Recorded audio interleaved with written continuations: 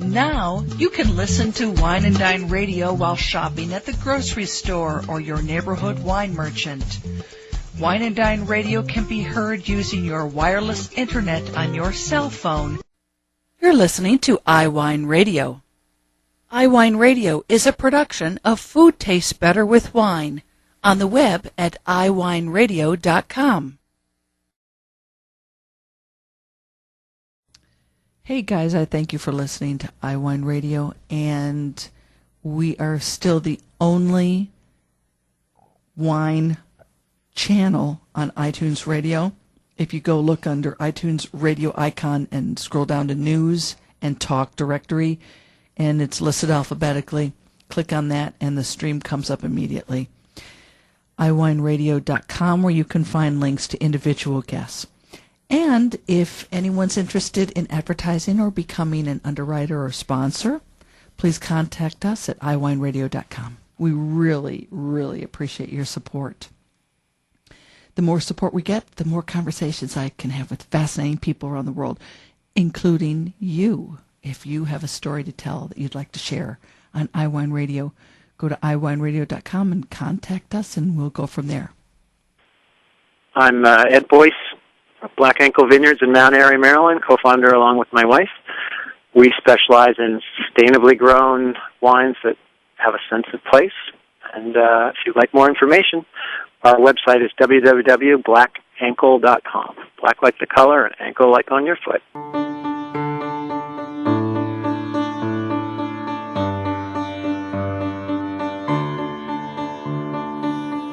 We're going to meet for the first time on Wine and Dine, a winery in the state of Maryland, precisely in Mount Airy, Maryland, which is so interesting because we have a Mount Airy, North Carolina as well. I think Mount Airy is where Andy Griffith, that show was from, supposedly. But anyway, Black Ankle Vineyards in Mount Airy, Maryland. And we have with us today Ed Boyce, who is winemaker and co-founder along with his wife.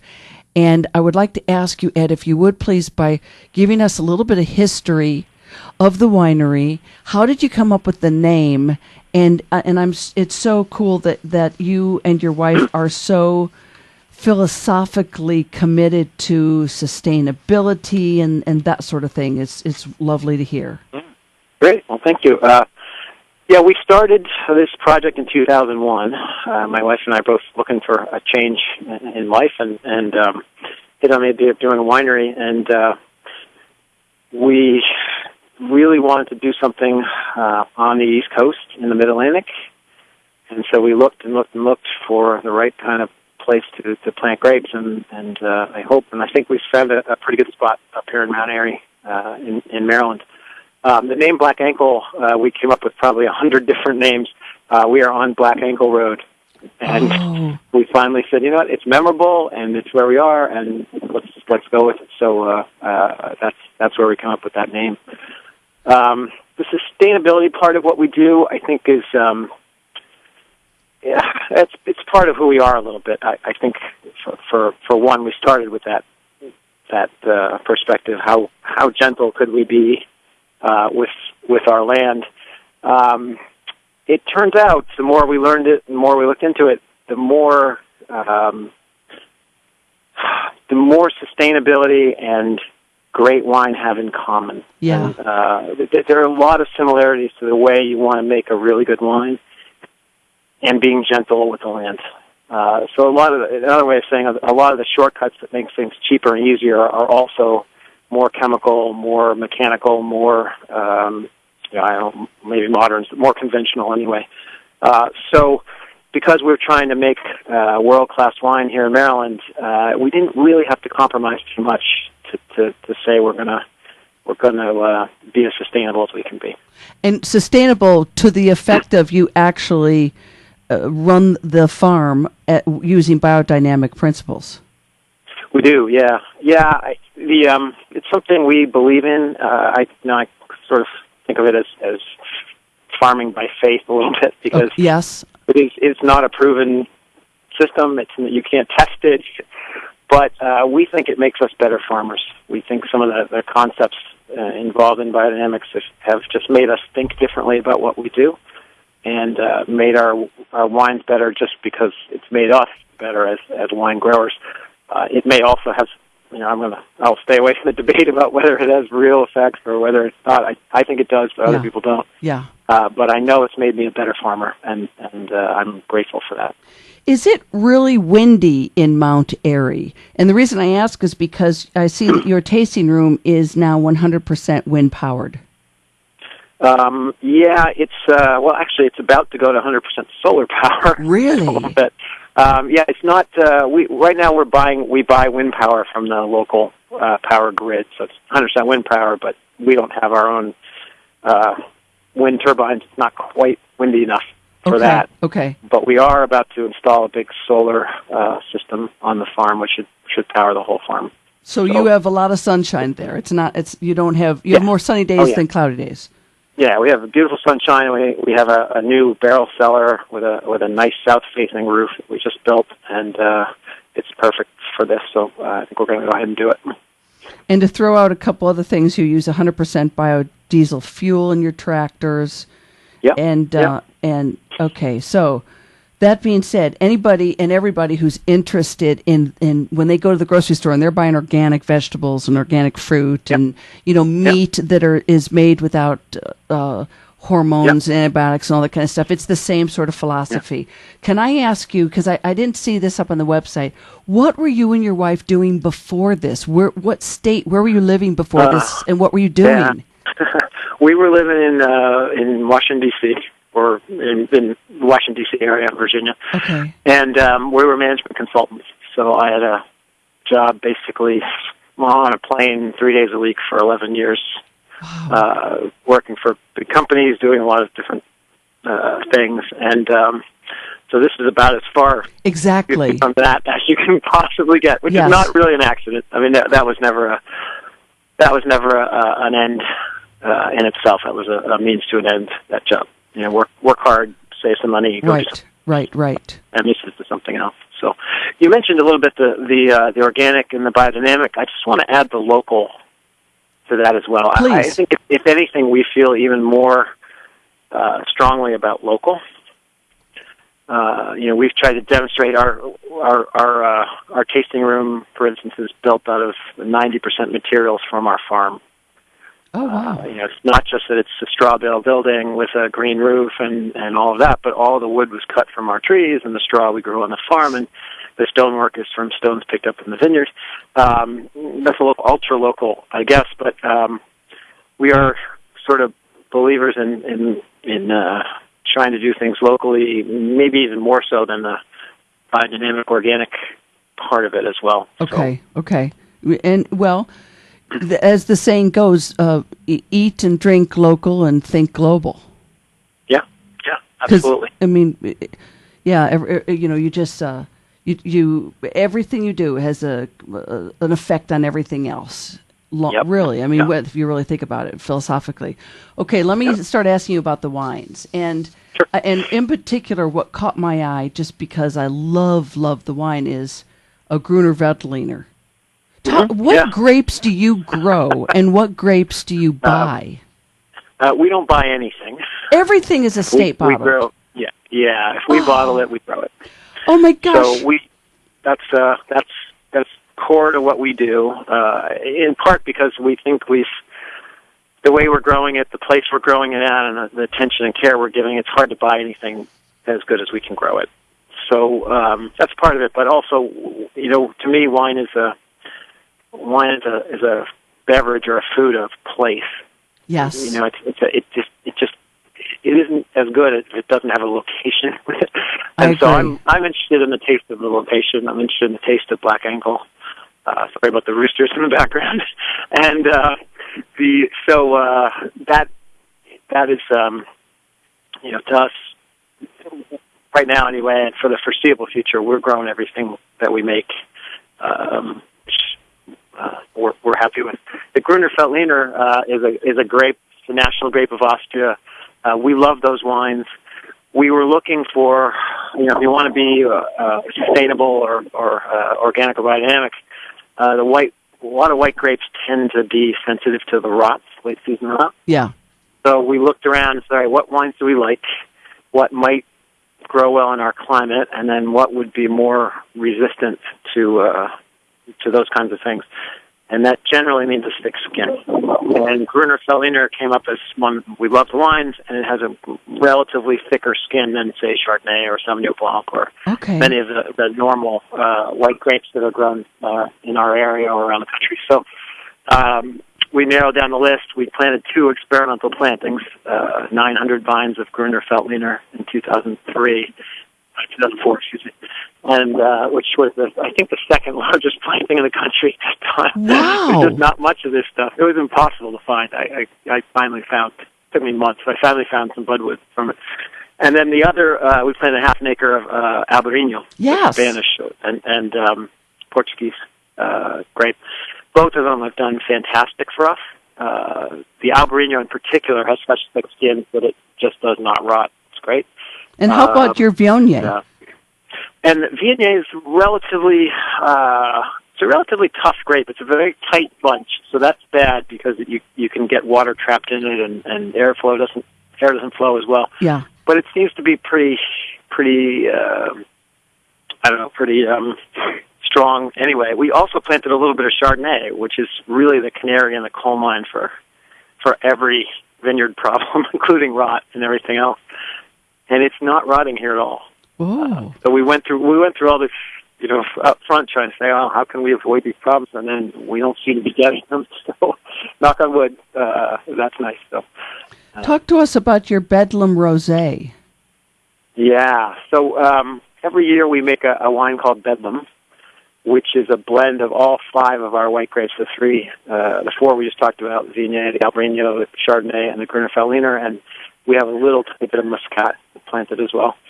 And so every year we make a blend of that. In 2011, we had a beautiful year right up to about September 1st. And then it started raining. And it rained every single day, I believe except 2 in the month of September. It's the rainiest month in record in Maryland, was September of 2011. That's the crucial month for us as a wine grower. A month we'd like to be pretty much as dry as possible. So instead of being as dry as possible, we got 18 inches of rain. Wow. And so we usually do harvest in about 6.5 weeks. And this year, in 2011, we did it in 3 weeks. Whoa. And we worked Sundays, we worked 16-hour days, our whole crew, Sarah and I, we got every babysitter we could find, we were here. So, we, in the middle of that, we were very tired. Everybody was exhausted, and we went to bleed a tank of Merlot, means take some of the juice out before the fermentation. And we hooked up the hose to the wrong tank, and put it in the Bedlam, and we had a rosé. Ed Boyce, hold on. We're going to go to a short break here, okay? And I'm actually hoping when we come back that he can stay with us for one more segment because we have to tell you about the Reds as well. You're listening to Wine and Dine.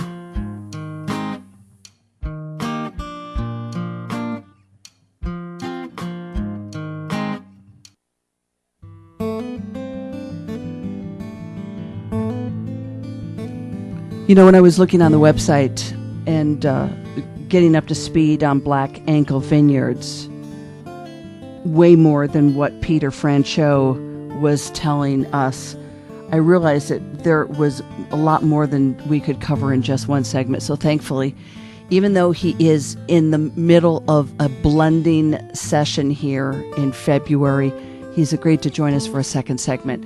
And so, as we left off before, you were talking about this accidental pump or the hose hookup from the Merlot tank to the white wine. Yeah, and it's simply 2 tanks next to each other, and we hooked up the hose to the wrong tank. I'd love to tell you it was a planned thing, but it wasn't. Now, luckily for us, it was Merlot juice, so it had not been made into wine yet, so it was pink.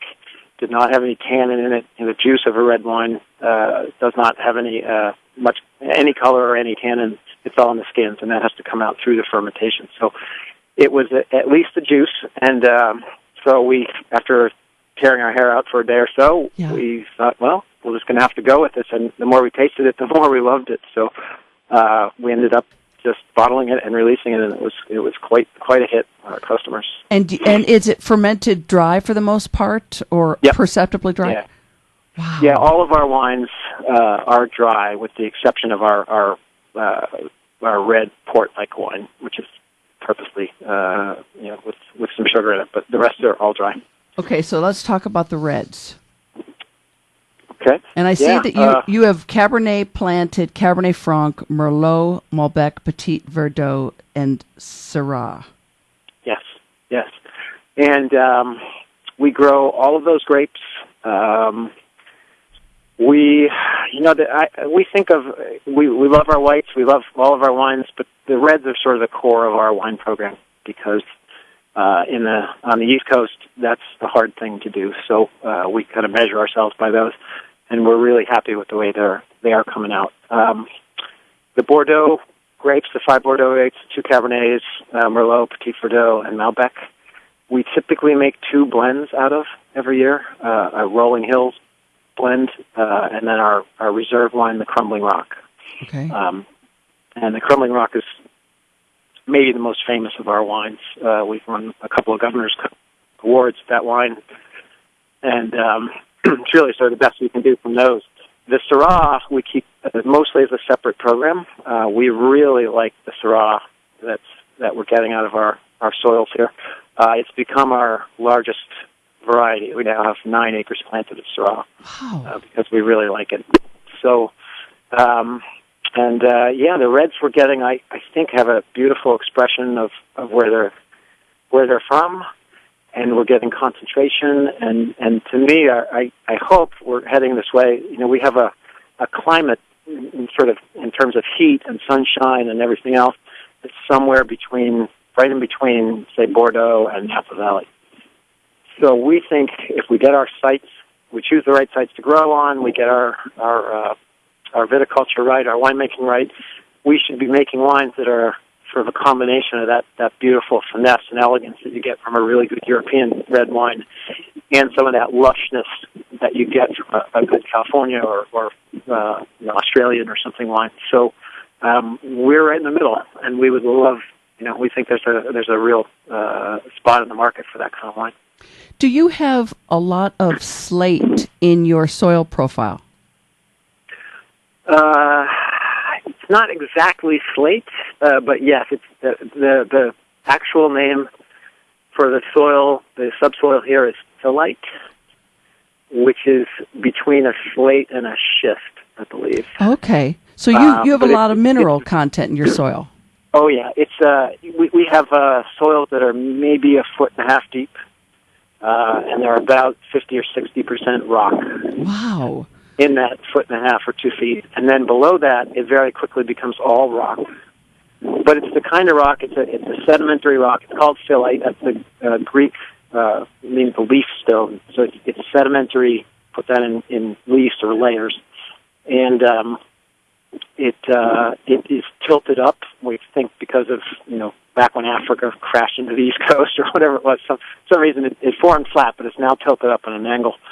And it's all rock, but you can dig through it. If you have a backhoe or a strong shovel, you can dig through it. It's falling apart. So our 2 reserve wines are the leaf stone and the crumbling rock, because they describe the soils that the underlying geology that's formed our soils. Talk to us. I'm sorry, go on. The combinations for the red wines, those things are really crucial, because the 2 really important things for growing a really good red grape are very fast and complete drainage. You just do not want wet feed. In fact, you want some water stress in the vine. And the other is you want poor soils. So the less fertility you have in your soil, the better. And because our soil is almost all rock, there's just not much soil there. Mm. And, so the vines they have to struggle a bit. And when they struggle, they make good wine. Talk to us about your Terra Dolce 1. This, as you mentioned before, the a port-style dessert wine. Yeah. Yep. It's it's a port style. It's actually patterned after some wines made in the Middle East. Oh. It's a wine that we've put at least a little bit of every harvest, every variety, every harvest that we've had at Black Ankle. So it's a bit of a living history of us. And then we leave it outdoors in a tank or in barrels 365 days a year. So it gets cold in the winter, it gets boiling hot in the summer. It's in half-filled containers. It's everything. If you wanted to ruin a wine, it's everything you would do to ruin it. Yeah. But with this style of wine, what we do is we add, we ferment up to 14% alcohol or so, and then we add neutral grape spirit to it, it up to about 18 or 19% alcohol. And at that level, the spoilage organisms can't live. Yeah. So it won't spoil. What it will do is oxidize. Mm-hmm. And it will continually oxidize and oxidize and oxidize. And we try to gently get it to oxidize as fast and as long as possible outside. And it gets us sort of those nutty kind of sherry-like aromas. All the fruit is gone, but these other really interesting, complex and tastes. And that's what we're looking for in that wine. And every year, ish, we bottle about a third of it, and then we add new things to it. So it's sort of a living, breathing thing that will continue on, and we'll always have a little bit of everything we've ever done. It's almost like a cellar system. You have. It is, yeah. It's exactly what it's like. But slightly different, but very similar. Yeah. Okay, so before we run out of time here, let's just mention a couple other things that I see on the website. You have events at the winery, for instance, Fireside Fridays, where people can come and listen to music and enjoy wine. I want to definitely give a plug for your wine club membership because, and you do ship to a few select states. Yes, we do. Yep. In fact, I think we ship to North Carolina. You do? We do, yes. I think we have a license to ship to North Carolina. Oh, fantastic. Right. Great. And you do, even though you and your wife are like chickens with the head cut off, always, taking care of everything, the two of you plus the family, you do entertain or invite people who want to visit and taste at Black Ankle Vineyards? Yes, we're actually open to the public Friday, Saturday, Sunday. Okay. And then by appointment other times if you want to call. Okay. Wow. Yeah. Well, this is such a pleasure meeting you today. I'm just so tickled pink. You're our very first winery that we've talked to in Maryland, and it's quite a thrill. Great. Well, thank you, and it's my pleasure. And I hope I hope I really think there should be a great future in wine and all up and down the East Coast. It may take us a while; things move very slowly in our industry, but we're starting to figure it out. So. And the website is blackankle.com. Yes. Well, Ed Boyce, thank you so very much for your time. It's been such a pleasure meeting you today. Thank you very much. We will have links up for you to learn more. Ed Boyce, winemaker and co-founder along with his wife of Black Ankle Vineyards, is located in Mount Airy, Maryland, on the web at blackankle.com. Sounds yummy.